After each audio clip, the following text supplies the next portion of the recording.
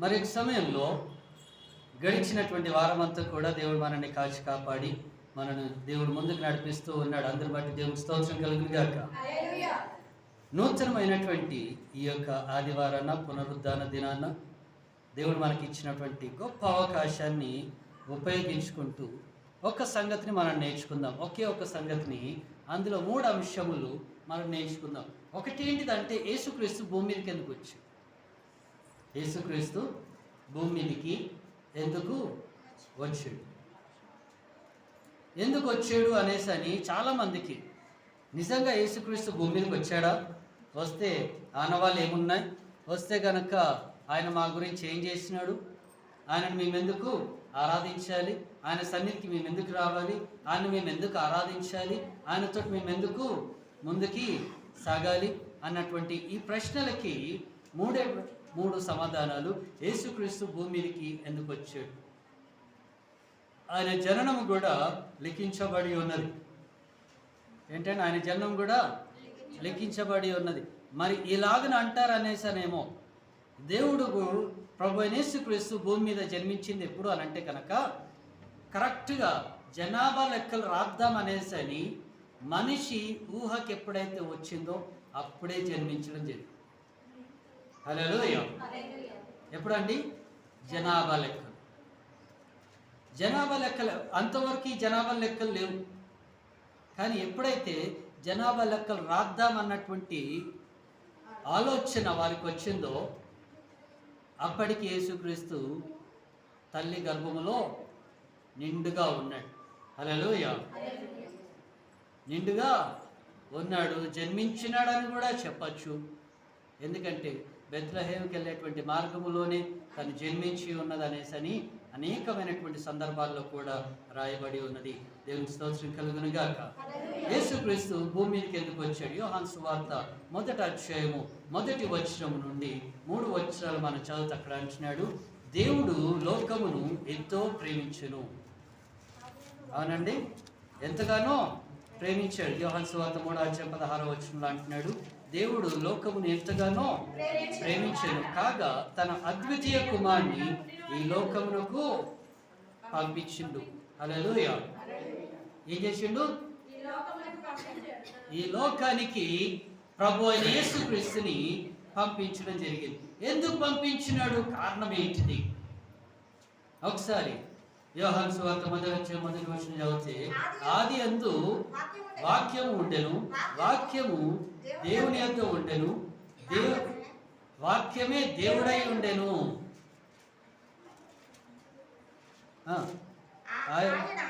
ఆయన ఆది యందు ఎక్కడున్నాను? చూడండి, ఎక్కడున్నాడు ఆయన? ఆది యందు ఆయన దేవుని యొద్ద ఉండెను. ఇక్కడ ఎవరి గురించి చెప్పబడింది? ప్రభు అయిన యేసుక్రీస్తుని గురించి చెప్పబడింది. ఆది యందు ఎక్కడున్నాడు? దేవుని యొద్ద ఉన్నాడు. మన పోలిక చొప్పున నరులను చెత్తుము రండి అని ఎవరితో చెప్పినాడు? ఇక్కడ ఈయనతోటే, యేసుక్రీస్తుతోటే చెప్పినాడు, పరిశుద్ధాత్మతోటే చెప్పినాడు. త్రియేకమైనటువంటి దేవుడు. హల్లెలూయా.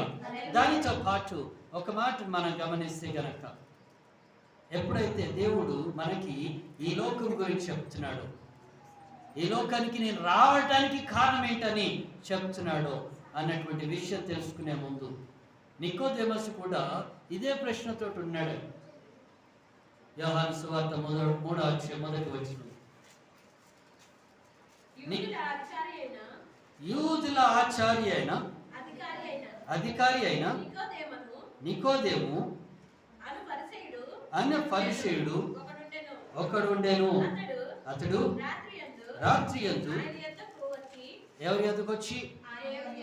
ఆయన యొద్దకు వచ్చి, బోధకుడా, నీవు దేవుని యొద్ద నుండి వచ్చిన బోధకుడు అని ఎవరు అంటున్నాడు? ఈయన నికోదేము ఒక యూదుడు అంటున్నాడు, నీవు దేవుని దగ్గర నుండి వచ్చిన వాడవని మేము ఎరుగుతాము. యోహాను సువార్త 8వ అధ్యాయములో 58వ వచనంలో అంటున్నాడు, యేసు అబ్రహాము పుట్టక మునుపే నేను ఉన్నానని నీతో I was there before Abraham. Abraham పుట్టక మునుపే నేను అక్కడ ఉన్నా. ఎక్కడ చూడండి, ఎక్కడున్నాడు? తండ్రి దగ్గర ఉన్నా, పుట్టక మునుపే ఉన్నా. సృష్టి ప్రారంభం కాకముందే నేను ఉన్నా. నేను తండ్రితోటే ఉన్నా. హల్లెలూయా. నేను ఈ లోకానికి ఎందుకు వచ్చినాను అంటే గనక నా ప్రాణం ఇవ్వడానికి వచ్చినాను, మిమ్మల్ని రక్షించడానికి వచ్చినాను, మీకు నిత్య జీవము ఇవ్వటానికి వచ్చినాను. ఈ 3 సంగతులు మనం ఈ రోజున నేర్చుకుందాం. ఆయన ఈ లోకానికి ఎందుకు వచ్చినాడు? మొట్టమొదటిగా ప్రాణం ఇవ్వటానికి వచ్చినాడంట. ఆయన నీకు, నీ గురించి, నా గురించి, మనందరి గురించి తన ప్రాణము పెట్టినాడు. హల్లెలూయా. ఆయన జన్మించినాడు అనేసని ఎన్నో కారణాలు మనకున్నాయి, ఎన్నో ఆనవాళ్ళు మన దగ్గర ఉన్నాయి. ఆఖరికి యేసుక్రీస్తు జన్మించినప్పుడు జనాభా లెక్కలే కావచ్చు, యేసుక్రీస్తు ఎదుగుతూ ఉండగా ఆయనకున్నటువంటి ఆ యొక్క వస్త్రాలే కావచ్చు, లేకపోతే ఏమంటారు చెప్పులే కావచ్చు, యేసుక్రీస్తు శిలువ మీద వేసినటువంటి ఆ వస్త్రమే కావచ్చు, గొల్గొత్తా కొండ కావచ్చు, ఆయన యొక్క సమాధి కావచ్చు, ఆయన సమాధిలో పెట్టబడినప్పుడు ఆయన మీద చుట్టబడినటువంటి ఆ యొక్క నారబట్ట కావచ్చు, ఇవన్నీ ఏంటి అని అంటే గనక ఆయన యొక్క చెప్పాలండి, ఆయన వాడినవి అక్కడున్నవి. హల్లెలూయా. ఇవన్నీ ఆనవాలు ఉన్నాయనేసరి ఆయన వాడినటువంటి లేఖన భాగాలు ఏమేమి వాడినాడు అనేసని ఆయన చేతుల్లో ఉన్నటువంటి ఆ యొక్క గ్రంథాలు కూడా ఉన్నాయి. ఏం రాశాడన్నది ఉన్నది, ఏం రాపిచ్చాడన్నది ఉంది. ఆయన బ్రతుకున్నప్పుడు ఏ వస్త్రాలు వేసుకున్నాడు అన్నది కూడా భద్రంగా దాచిపెట్టారు. ఆయన ఎక్కడ జన్మించినాడో ఆ ప్రాంతము ఉంది, ఆయన ఎక్కడ ఆరోహణమైనాడో ఆ ప్రాంతము ఉంది. ఆయన ఏ మందిరం గురించి అయితే మాట్లాడుతున్నాడో ఆ మందిరము ఈ రోజున లేదే. హల్లెలూయా. 3 రోజుల్లో ఆ మందిరం కూల్చివేయబడుతుంది, తిరిగి కట్టబడుతుంది అని అంటే 3 రోజుల్లో కూల్చబడింది, నిజంగానే కూల్చబడింది. ఎప్పుడైతే యేసుక్రీస్తు మరణించినాడో శిలువ మీద, ఓ భూకంపము కలిగి ఏమైంది? లోన ఉన్నటువంటి అడ్డు తెర 2గా చీల్చబడి ఉన్నది. అడ్డు తెర చీలింది అంటే ఎంత దూరం వెళ్ళుంటుందండి మందిరము? ఆలోచించండి. హల్లెలూయా. ప్రతి దానికి ఎవిడెన్సెస్ ఉన్నాయి, సాక్ష్యాలు ఉన్నాయి ఆయన ఉన్నాడు అనేసి. కానీ ఎందుకు వచ్చినాడు అనేసి అని అడిగితే కనుక నీ గురించి, నా గురించి ప్రాణం పెట్టడానికి వచ్చినాడు. ప్రాణం ఎందుకు పెట్టాల్సి వచ్చింది? ఏంటండి ప్రాణం ఎందుకు పెట్టాల్సి వచ్చింది? రోమా రాసినటువంటి పత్రికలో మనం రోమా పత్రిక అంతటినీ చదివితే గనక అనేకమైనటువంటి విషయాలు మనకు తెలుస్తాయి. అందులో రోమా రాసినటువంటి పత్రిక 4-5 అధ్యాయాలు మనం చదివితే గనక మంచి మంచి విషయాలు మనకు తెలుస్తాయి. ఒకసారి 4వ అధ్యాయము చూడండి, మొదటి నుండి. కాబట్టి శరీర విషయమై మన మూల పురుషుడకు అబ్రహాముకి ఏం దొరికినందుము? అబ్రహాము ఏంటండి? ఏ మూలంగా? క్రియల మూలముగా నీతిమంతుడని తీర్చబడిన ఎడల అతనికి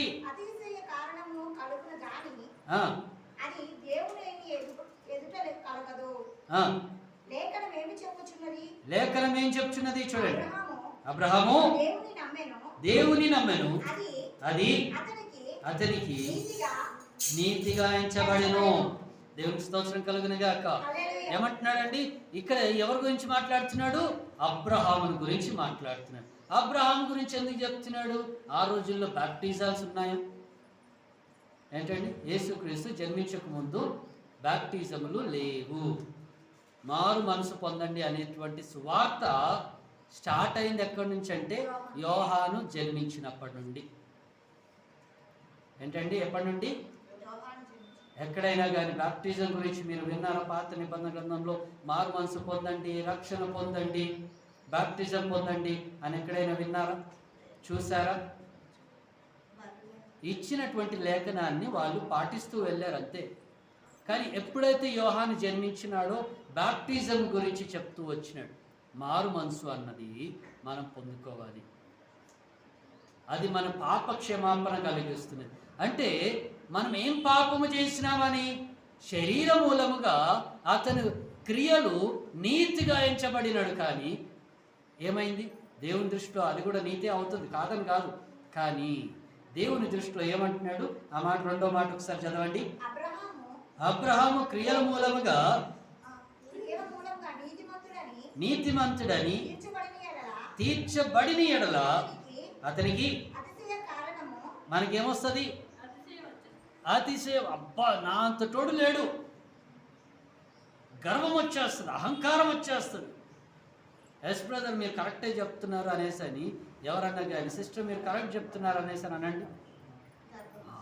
నేనే కరెక్ట్ చెప్తున్నానంట అంటే ఇంతవరకు ఆ కరెక్ట్ ఎవరు ఇంతవరకు చెప్పలేదు అంటే వాళ్ళు ఎంత వేస్ట్ గల్లా ఉండొచ్చు అనేసి అని గర్వము అహంకారము మనలో విరిగిపోతుంది. దేవుడు దాన్ని బట్టి అంటున్నాడు, అయ్యా మీరు దాన్ని బట్టి అహంకారం బట్టి కాదు ఉండాల్సింది. దేన్ని బట్టి అంటున్నాడు? దేవుని దృష్టిలో అది దేవుని ఎదుట కలగదు. హల్లెలూయా. మనకి అహంకారం కలుగుతుందే కానీ దేవుని ఎదుట మన అహంకారంతో నిలబడగలమా? నిలబడలేము. అందుకే అంటున్నాడు మూడవ మాట, ఏమనంటున్నాడు? లేఖనం ఏం చెప్తున్నది? అబ్రహాము దేవుని నమ్మెను. ఏం చేసినాడు? అబ్రహాము ఆ రోజుల్లో రక్షణ లేనటువంటి ఆ రోజుల్లో దేవుణ్ణి నమ్మినాడు. నువ్వు లే అబ్రహాము, నీ చూపించే స్థలానికి నువ్వు వెళ్తే నేను నిన్ను ఆశీర్వదిస్తా అన్నందుకు అబ్రహాము లేచినాడు. అయ్యా నాతో మాట్లాడేది ఎవరు? ఏంటంటే నాతో మాట్లాడేది ఎవరు? మీరెవరో కూడా నాకు తెలియదు, నాకు మీ పేరు తెలియదు, మీరు తెలియదు. మరి నేను ఎక్కడికి వెళ్ళాలి? ఎవరన్నా అడిగితే నేనేం చెప్పాలి అని అంటే గనక సింపుల్గా అన్నాడు. ఏంటండి? సింపుల్గా దేవుడు తనతో అబ్రహాంతో అన్నాడు, నేను ఉన్నవాడును అనువాడును లోకాన్ని సృష్టించిన వాడును హల్లెలూయా అనేసని, నేనే అనేసని, యెహోవా అనేసని తనకి పేరు దేవుడు అబ్రహాముతో చెప్పినాడు. హల్లెలూయా. దేవుడు నిన్ను ఏర్పాటు చేసుకున్నప్పుడు నువ్వెక్కడున్నా ఏ పరిస్థితుల్లో ఉన్నా నువ్వు లేచి నిలబడతావు. అబ్రహాము ఆ రోజుల్లో ఎంతో వ్యాపారం చేసినాడు, అన్ని నష్టాలే చేసినాడు. తన యొక్క జీవితంలో కోల్పోయిన ఎన్నో. ఏం కోల్పోయినాడు అంటే సంతోషం కోల్పోయినాడు, మనశ్శాంతిని కోల్పోయినాడు. ఈ రోజున దేవుని సన్నిధికి ఎందుకు వస్తున్నారంటే చాలామంది, నాకు మనశ్శాంతి లేదు, నాకు సంతోషము లేదు, ఎటుపోయినా నాకు నెమ్మది లేదు అని వెతుక్కుంటూ వచ్చేటువంటి వాళ్ళే. అందుకే మత్తయి సువార్త 11వ అధ్యాయంలో దేవుడు అంటున్న ప్రభు అయిన యేసుక్రీస్తు ఏమంటున్నాడు తెలుసా? సమస్త భారం మోసుకుంటున్న సమస్త జిల్లారా నా యొద్దకు రండి, నేను మీకు విశ్రాంతిని కలగజేస్తాను. దేవుడు నీకు విశ్రాంతిని ఇస్తా అంటున్నాడు. నువ్వు మొయ్యలేనటువంటి ఆ భారము నాలాగా తీసుకొనిరా, నేను నీకు విశ్రాంతిని ఇస్తాను. హల్లెలూయా. అని నీ గురించి నా గురించి ప్రాణం పెట్టినటువంటి దేవుడు అండి. నీ భారం మొయ్యలేడా? ఏంటండి? మత్తయి సువార్త 20వ అధ్యాయము 28వ వచనం ఒకసారి చదువుదాం. అవును, మత్తయి సువార్త 20వ అధ్యాయము 28వ వచనం. అలాగే మనుష్యుడు అలాగనే మనిషి కుమారుడు పరిచారము చేయించుకున్నట్టుకు రాలేదు గాని పరిచర్య చేయుటకును అనేకులకు ప్రతిగా విమోచన క్రయదమునుగా ఎందుకు వచ్చినాడని చెప్పినాడు? విమోచన క్రయధనముగా. విమోచన దేని నుంచి విమోచన? పాపము నుండి విమోచన. అసలు ఈ పాపం ఎక్కడి నుండి వచ్చింది? ఆది కాండము నుండి వచ్చింది. ఆదాము అవ్వ నుండి పాపము ముందుకు వచ్చింది.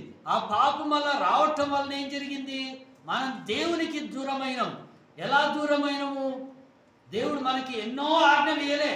ఆది కాండం 1వ అధ్యాయంలో దేవుడు మనకి ఎన్నో ఆజ్ఞలు ఇయ్యలే.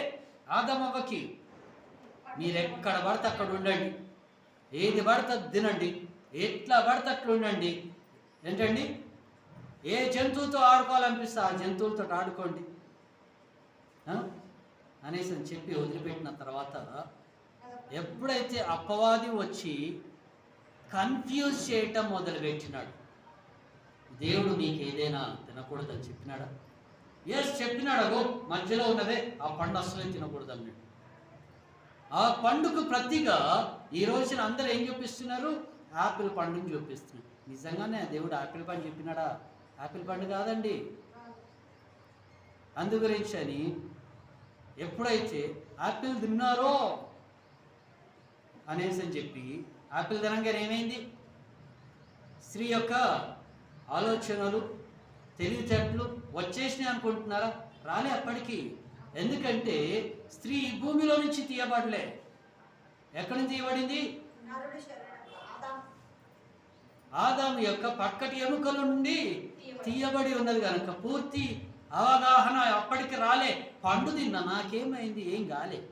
నేను చచ్చిపోయిందా? నేను చావలే. నాకేమన్నా రోగం వచ్చిందా? రాలే. ఆ రోజుల్లో రోగం ఏంటండి? దేవుడు సృష్టించిన సృష్టి ప్రారంభములో రోగములు ఏమున్నాయి? ఏమి లేవు. నాకేం రోగం వచ్చింది?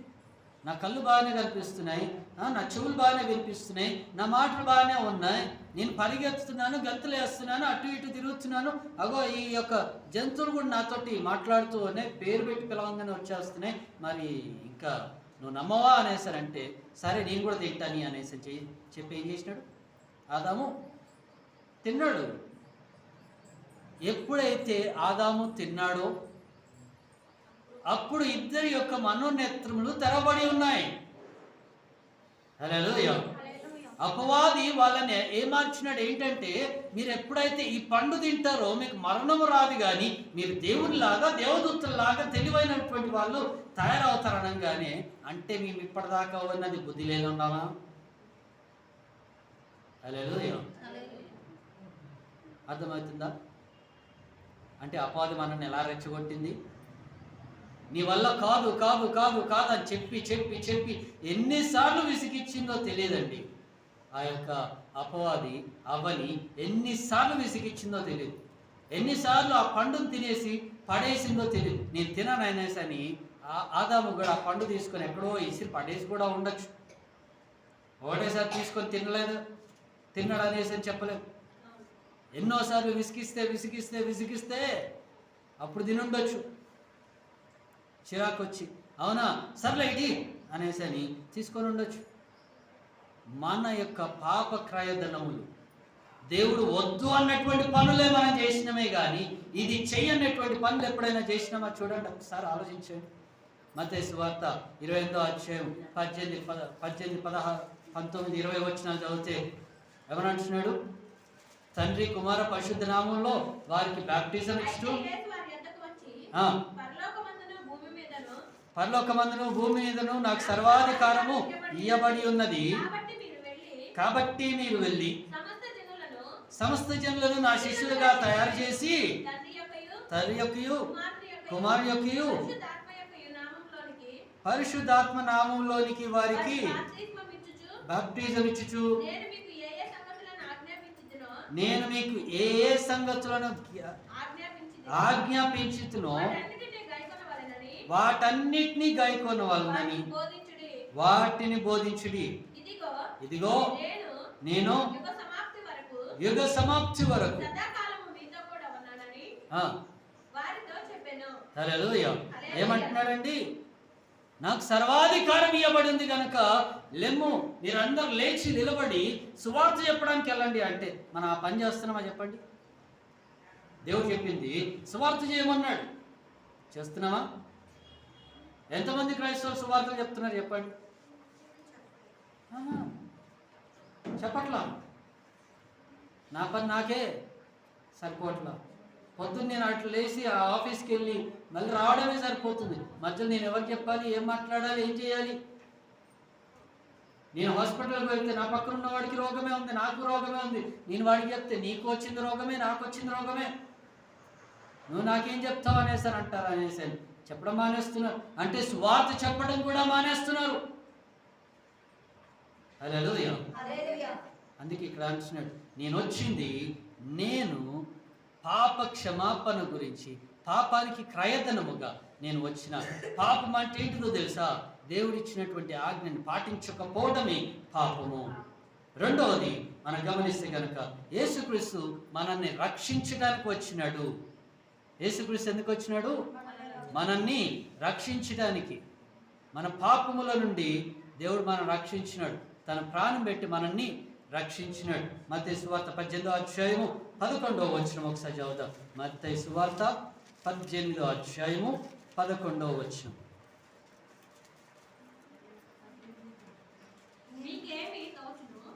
మీకేమి తోచునో ఒక మనిషికి 100 గొర్రెలు ఉండగా వాటిలో ఒకటి తప్పిపోయినా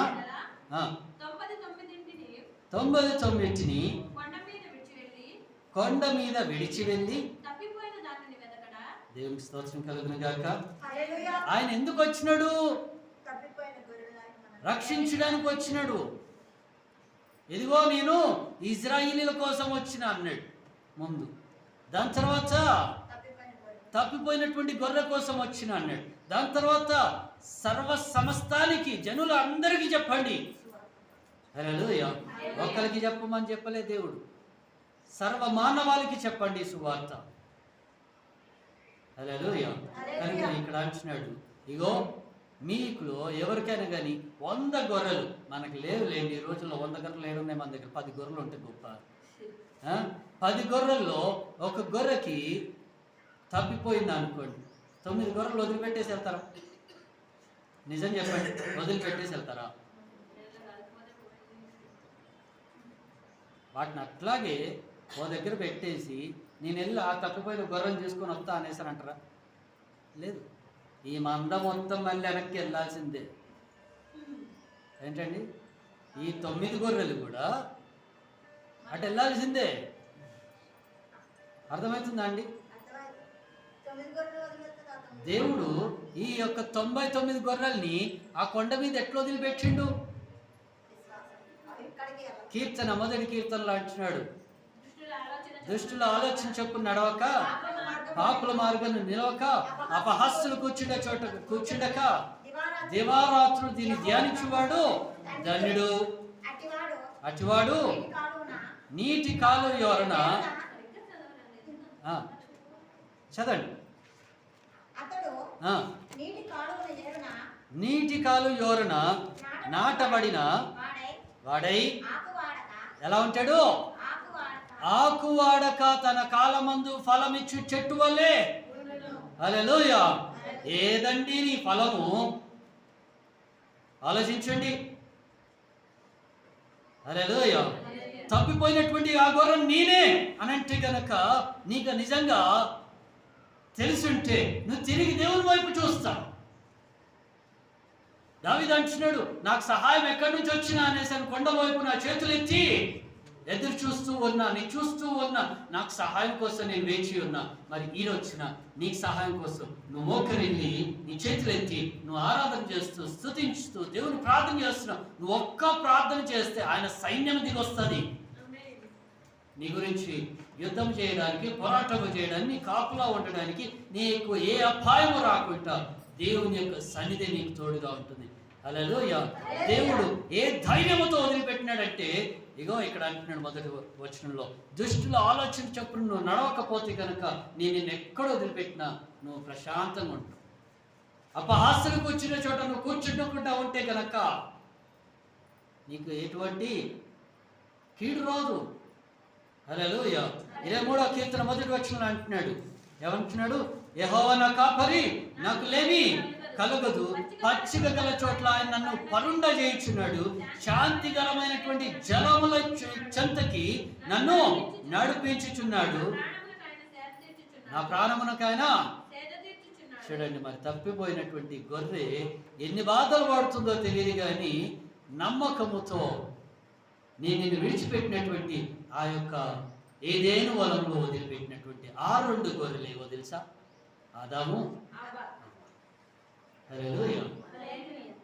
ఒక్కొక్క గొర్రెకి 50 వేసి గొర్రెలు పెట్టినాడు దేవుడు. ఇక్కడ తప్పిపోయినటువంటి గొర్రె అవ్వ అనుకోండి, నమ్మకంగా వదిలిపెడితే ఏమైంది చెప్పండి? తప్పిపోయింది. గాయాలతో ఉంది. గాయాలతో ఉన్నటువంటి ఆ గొర్రెని దేవుడు ఎత్తుకొని ఆ గాయాల్ని తుడిచి నూనె రాసి కడిగి శుభ్రం చేసి ఆ గాయాల్ని కట్టి అది నడవలేదనుకొని ఏం చేసినాడు? తన భుజముల మీద ఎత్తుకొని నడిచినాడు. హల్లెలూయా, హల్లెలూయా. నువ్వు దేవుని వైపు తిరిగితే గనక దేవుడు గొప్ప విందు చేస్తాడు పరలోక రాజ్యంలో. ఏం చేస్తాడు? గొప్ప విందు చేస్తాడు. హల్లెలూయా. మరి అంటున్నాడు, నీకు అటు జీవము కావాలన్నా, అటు రక్షణ కావాలన్నా, ఒకసారి 1 తిమోతిలో 1వ అధ్యాయం 15వ వచనం ఒకసారి చదవండి. 1 తిమోతిలో 1వ అధ్యాయం 15వ వచనం. పాపులను రక్షించుటకు క్రీస్తు యేసు నమ్మదగినదియు దేవుని స్తోత్రం కలుగును గాక. ఎలా ఉందంట? యోగ్యకరముగా ఉన్నది. పాపులమైనటువంటి మనల్ని ఆయన వెదికి రక్షించడానికి ఈ లోకానికి వచ్చినాడని పూర్తిగా నమ్మదగినది. ఒట్టిగా ఉన్నది కాదంట, ఎవరో చెప్పినది కాదంట, నిజమేది. ఎందుకంటే అన్ని చరిత్రలు చూసుకుంటూ మన గురించి, మన పాపముల గురించి ప్రాణం పెట్టిన దేవుడు ఎవరు అంటే ప్రభు అయిన యేసుక్రీస్తు మట్టికే. 3వ వచనం, 3వది మనం చూస్తే గనక అంటున్నాడు, యేసుక్రీస్తు మనకి నిత్య జీవం ఇవ్వటానికి వచ్చినాడు. ఎందుకు వచ్చినాడు దేవుడు? నీకు, నాకు, మనందరికీ నిత్య జీవం ఇవ్వడానికి వచ్చినాడు. ఎప్పుడైతే నికోదేముస్తోటి ఒకసారి యోహాను సువార్త 3వ అధ్యాయం మరొకసారి ఆ మాటలు చదవండి. నికోదేముస్తోటి మాట్లాడుతున్నాడు, అయ్యా నూతనంగా జన్మిస్తేనే తప్ప దేవుని రాజ్యానికి, నా తండ్రి రాజ్యానికి రాలేరు అని అంటే, అయ్యా నేను మళ్ళీ నా తల్లి గర్భంలోకి నేను ఎలా వెళ్ళను? అది సాధ్యమా అని అంటే, ఒకడు నీటి మూలంగాను, ఒకడు ఆత్మ మూలంగాను నూతనంగా జన్మిస్తేనే గాని హల్లెలూయా. ఏమంటున్నాడండి? ఒకటి నీటి మూలంగా, ఇంకోటి ఆత్మ మూలంగా. నీటి మూలంగా అంటే కనుక నీటిలో బాప్టిజం ఇస్తే సరిపోతుంది. చాలా మంది ఇదే ఇక్కడే ఆగిపోతున్నారు. ఆత్మ మూలంగా అభిషేకం పొందుకునేది ఎవరు? ఆత్మ మూలంగా గద్దింపబడి సరిచేయబడి ఆత్మాభిషేకం పొందుకొని నిలబడిన వాళ్ళు ఎంతమంది? హల్లెలూయా. ఇక్కడ అంటున్నాడు కదా నికోదేముస్తు, ఒకడు నీటి మూలంగాను ఆత్మ మూలంగా. ఆత్మ మూలంగా రక్షణ పొందుకున్నటువంటి వాళ్ళు ఎంతమంది చేయొద్దనంటే ఎవరు ఎత్తలేరు. నీటి మూలంగా ఎత్తుకున్న వాళ్ళు ఎవరు అంటే చేతులు ఎత్తేస్తాం. హల్లెలూయా. మార్పు లేనటువంటి జీవితాలు మనవి, మార్పు లేనటువంటి స్వభావాలు మనవి. మార్పు చెంది చూపిస్తే దేవుడు మనకి నిత్య జీవం ఇవ్వడానికి రెడీగా ఉన్నాడు. అందుకే అంటున్నాడు కదా ప్రభు యేసుక్రీస్తు, ఇదిగో నేను పరలోక రాజ్యానికి ఎందుకు వెళ్తున్నాను? నేను ఎందుకు వెళ్తున్నానంటే మీ గురించి స్థలము సిద్ధం చేయడానికి వెళ్తున్నాను. నేను మళ్ళా నిశ్చయముగా తిరిగి వస్తా, మిమ్మల్ని తీసుకొని పరలోక రాజ్యానికి వెళ్తా. హల్లెలూయా. ఎంతమంది పరలోక రాజ్యానికి వెళ్తారనేసి క్రైస్తవులు అనుకుంటున్నారు? చేతులు ఎత్తండి. నిజంగా ఇంత వాక్యం విన్న తర్వాత అంత మార్పు మనలో ఉందా? మొట్టమొదటిగా దేవుడు మనము, ఆయన ప్రాణం ఇచ్చి మనల్ని కాపాడినాడు. ఆ ప్రాణం ఇచ్చినటువంటి దేవుని కోసం ఒక్కరికైనా కానీ సువార్త చెప్పగలుగుతున్నామా? లేదు.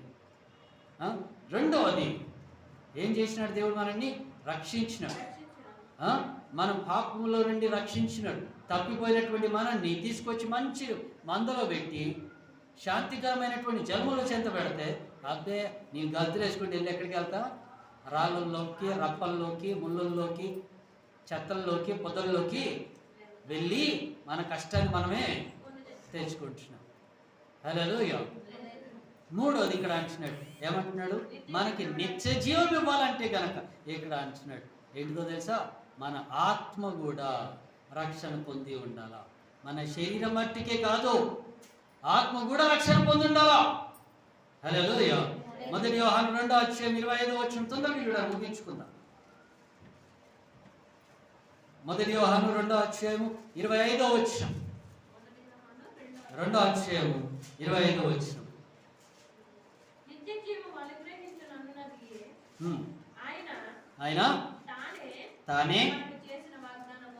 ఆయన తానే చేసినటువంటి వాగ్దానము నిత్య జీవమిస్తాను అన్నది.